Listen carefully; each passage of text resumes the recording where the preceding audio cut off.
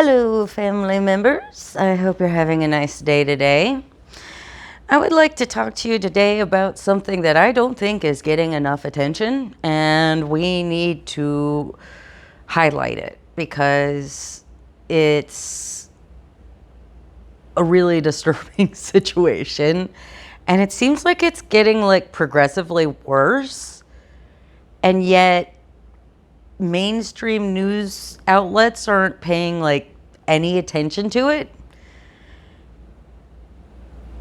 But before we get into the story of Karmelo Anthony, Karmelo with a K, not a C, and Austin Metcalf, two young men whose lives have been completely interlinked at this point, one losing his, the other under siege, basically. Before we get into that story, I want to tell you another story first.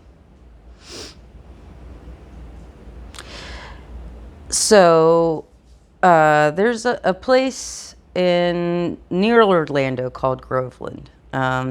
Historically had a lot of orange groves. And in the 40s, I believe it was. Yeah, it would have been the late 40s. There was a young white woman who lived in that community who accused 4 men, black men, of raping her. One of the men was extrajudicially killed immediately. He was found sleeping under a tree and ran away, and he was chased by a 1,000-man mob that had been put together by the local sheriff and was shot over 400 times.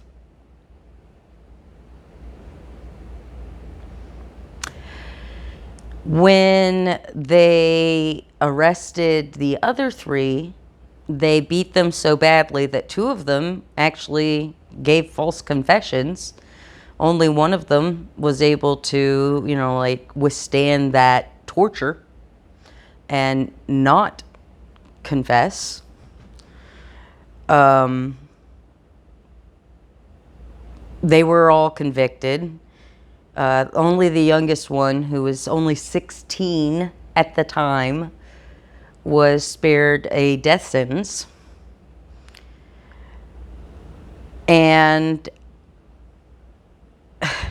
the whole trial was a joke. They literally would not allow the doctor who had examined the young lady come and testify, because he found absolutely no sign of rape at all. He didn't even find any sign of sexual intercourse at all. Which is not to say that that woman was not raped. I don't want to say that. I don't know that. But there wasn't any evidence to prove that she did, or she was. And even if she was, there was even less evidence proving that these men had anything to do with it. In fact, I think one of them said he hadn't even met the other people before.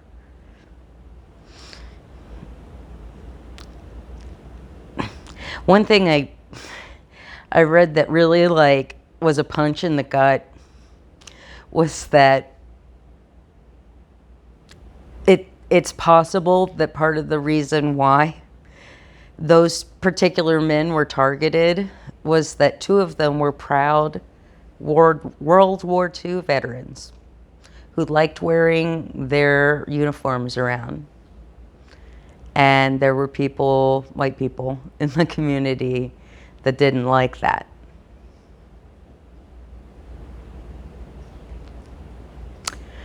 Anyway,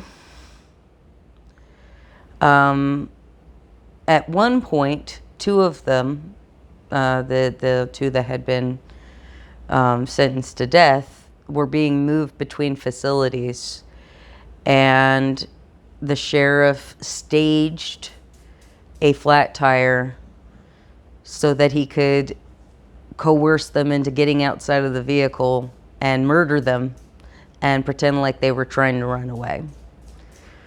And two of them actually survived and basically had to play dead. A sheriff's deputy came and joined the sheriff and noticed that he was playing dead and shot him in the neck. But he didn't die, and he was able to explain what happened. When he did that, the president of the NAACP here in Florida at the time, a man named Harry Moore, called for the sheriff to be charged with murder. Understandably, I mean, that's what he did. And 6 weeks after he did that, 4 members of the Ku Klux Klan put a bomb underneath of his house on Christmas Day and bombed their house. He and his wife, Harriet, both died.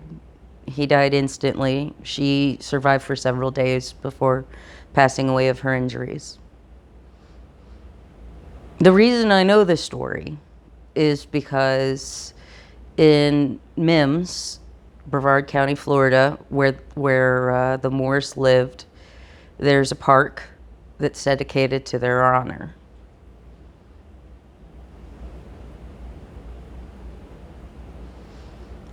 They, and however many countless number of people, died due to trying to just be treated with dignity in the Jim Crow South.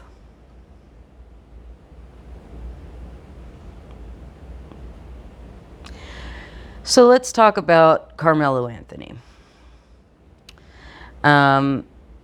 I've been watching a lot of like Black independent media lately, and that is how I became aware of this story. I heard, I came in on like a live feed of Roland Martin's YouTube channel, and it was a discussion about the case that was ongoing. You know, they had already started the discussion. There was already an assumption that people knew what they were talking about when they said the Karmelo Anthony case.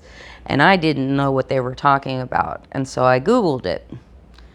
And the first thing, of course, was, you know, okay, this is not Karmelo Anthony, the famous basketball player. This is a high school boy who apparently comes from a good family in a nice neighborhood in Texas, and was involved in an altercation at a school event that ended up with a young white boy named Austin Metcalf being stabbed and dying. Now, it's super early days. I've read as much as I could on this. It's not hard to find, or it's not easy to find information because like MSNBC, NBC, ABC, CNN, none of those are covering this. I literally checked their websites. None of them are covering it. And so, you know, what we know right now is limited. The only places that seem to really be reporting on what's going on are Black media and MAGA media. And that is a concerning thing to learn. When the only white sources that are reporting on something, white or mainstream, I mean, if you want to, for this is America, you want to say mainstream doesn't equal white, I'll listen to your argument, but I'll probably not agree with you. But like, the fact that the only white people that are paying attention to this are people like that Groveland mob. And Karmelo Anthony has had to be moved to an undisclosed location for his safety. He's constantly being threatened. Austin Metcalf's family stood up for their son and said, hey, don't turn our son into this like martyr. You know, this is not about some larger issue. This is about our child. And they've been swatted multiple times. The judge who reduced the young man's bond, who has no prior like accusations of crime at all, also immediately went to the police after the incident. So it wasn't like he tried to like hide what happened. You know, he's claiming he did it in self-defense, and whether or not that's true, you know, that's got to be adjudicated, but he has the presumption of innocence legally, but not in the court of MAGA. And that is a problem. That is a huge problem. I mean,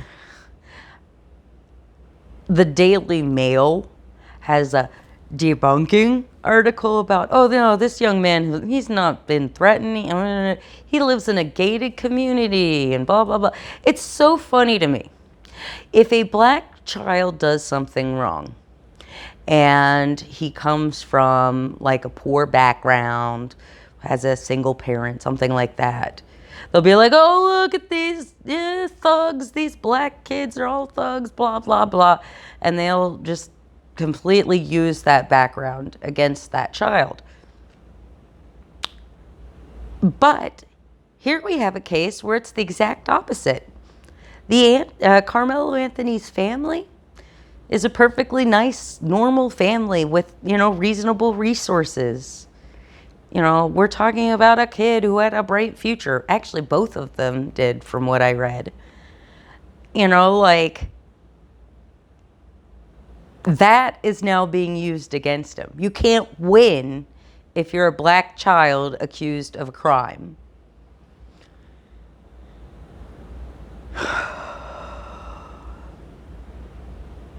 I don't know. I literally couldn't believe it, that it wasn't being reported on. That it was only black media and racist media that were talking about this. Because it's terrifying. Can you imagine your child is stabbed and dies, and then all of these ghouls from all over the world come in and try to use him as a flashpoint for their political causes? That in this time where you're dealing with your child being dead, never coming home again, never getting to graduate, go to college, have a job, have a family, whatever, their son is dead. And instead of giving them the space they deserve to grieve, these monsters have turned the case into a proxy race war and put these poor people right in the middle of it. Karmelo Anthony's mother has had to literally come out and say, no matter what you think about my kid or what happened, I didn't do anything. My younger children did not do anything. But they are constantly being harassed. And it would be hard enough for a family to cope with what was going on with their child, even without that. You know, they have to cope with something horrible has happened and their son was involved in it. And whether or not they believe he acted in self-defense, that's still really heavy. That's a lot. I feel so much pity, so much empathy for that poor woman just trying to be a good mom and raise up her son. And then you always hope your children don't mess up when they're teenagers, but you know that they're going to make mistakes. And then a mistake like this, mistake. I don't know. I don't want to say that. That seems glib. I don't want to diminish the importance of Austin Metcalf's life. He didn't deserve to die. Even if he started an altercation, and even if Karmelo Anthony did believe that he was in danger and had to protect himself, it's still a tragedy that that young boy is dead.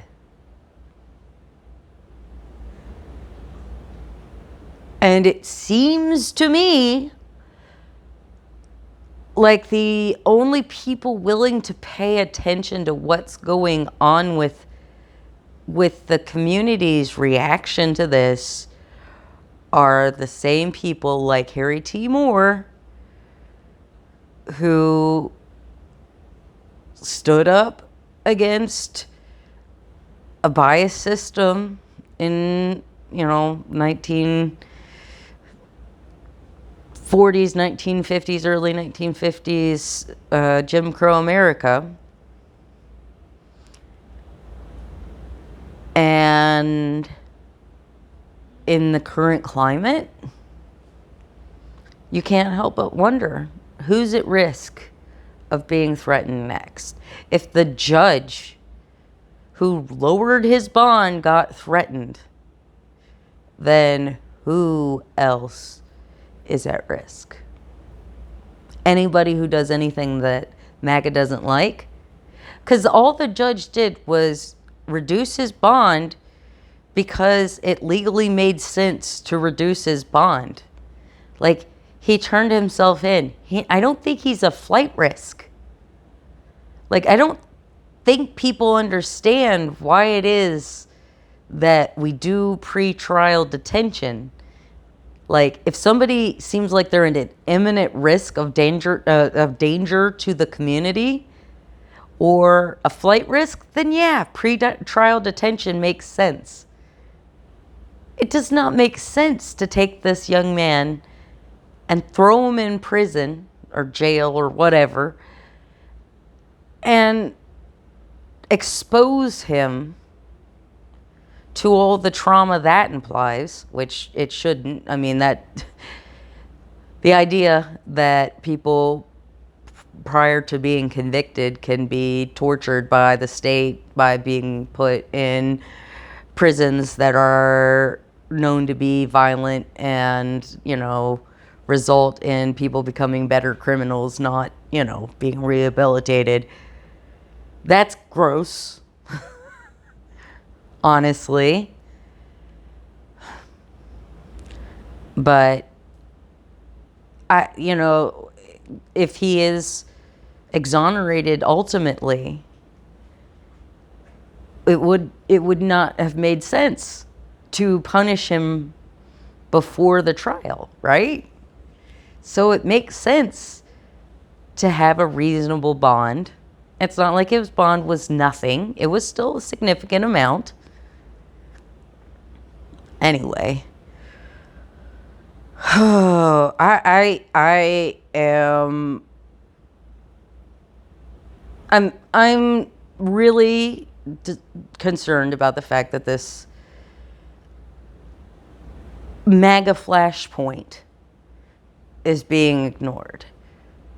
This is kind of like Kyle Rittenhouse, but backwards a little bit.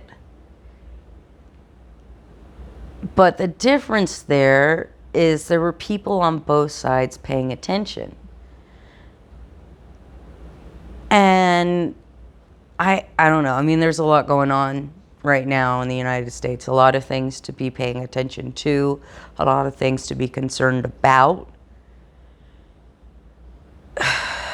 But cases like this that have been singled out by the MAGA cult, the most extreme members of the MAGA-verse, as something that they can use as a proxy war, is really frustrating, because right now what we need is sunlight on all the what's going on there. The, families and people involved need eyes on them to keep them safe. People who might want to harm them should know that people will pay attention and there will be consequences if they do so. And that's not how it's working right now. Those two families have been left to be torn apart by the wolves. And white America is just like, whatever. I mean, literally, the only thing I found on the AP was one article that was published when he was arrested. It did not cover any of the things that have happened since then. And that's what's the most important thing. The inciting incident is not trivial, but what makes this story something that people nationwide need to be paying attention to is the response from people outside of that community.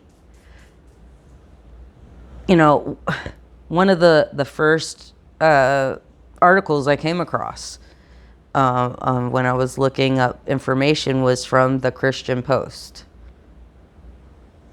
It's a evangelical MAGA leaning kind of organization. And oh boy, the bias was gross. I mean, the way they talked about what had happened is awful.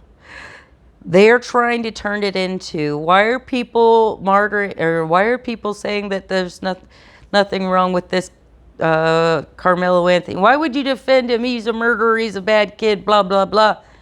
And it's like, this is America. We're not supposed to jump to guilty. We don't know all the facts. It's still being investigated. And even if Karmelo Anthony did it the worst way they could imagine, even if all of their worst imaginings about Karmelo Anthony were accurate, which I doubt they are, but if they were, his family doesn't deserve this. Austin's family doesn't deserve this. I don't know. I keep repeating myself because I find this situation just so overwhelmingly frustrating. It feels like nothing's ever changed. The Groveland case in, I think, 2001, those 4 men, all deceased now, of course, were exonerated. And completely, I mean, they were pardoned, but we know that if they were innocent. They were innocent.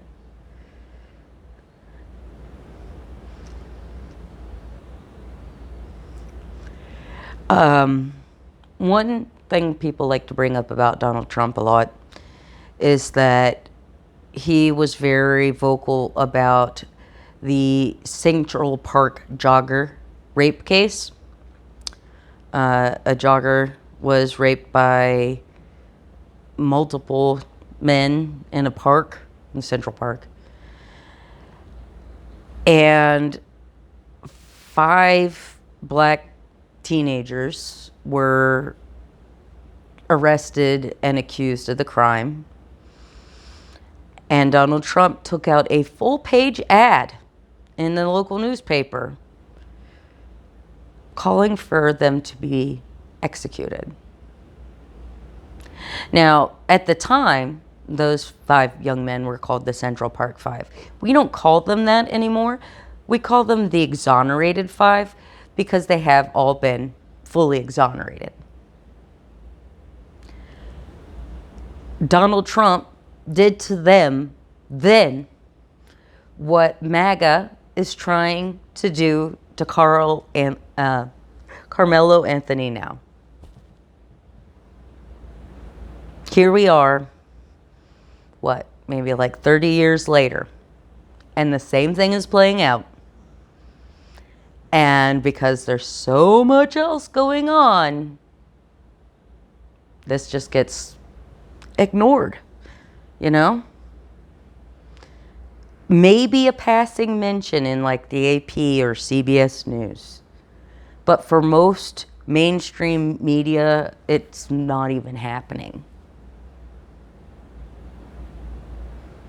And it's way more significant than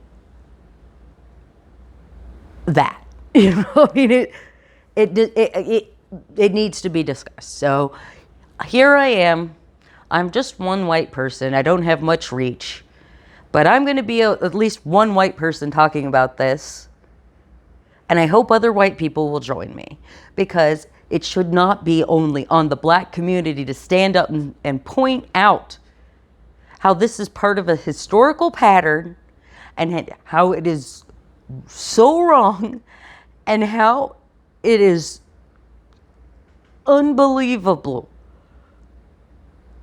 that those families, those young men, are going through like the worst moments of their lives, and then they have a political process come and try to like make it so much worse. I mean, Emmett Till, the Groveland Four, the Exonerated Five. It's never going to end, is it?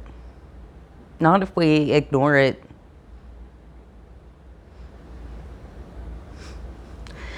Well, this one was a little heavy, family members, and there were a lot of details about the Moors that I left off. They were great people. And about, I mean, I barely even got to talk about Harriet. A lot of details about the Groveland case that I kind of glossed over.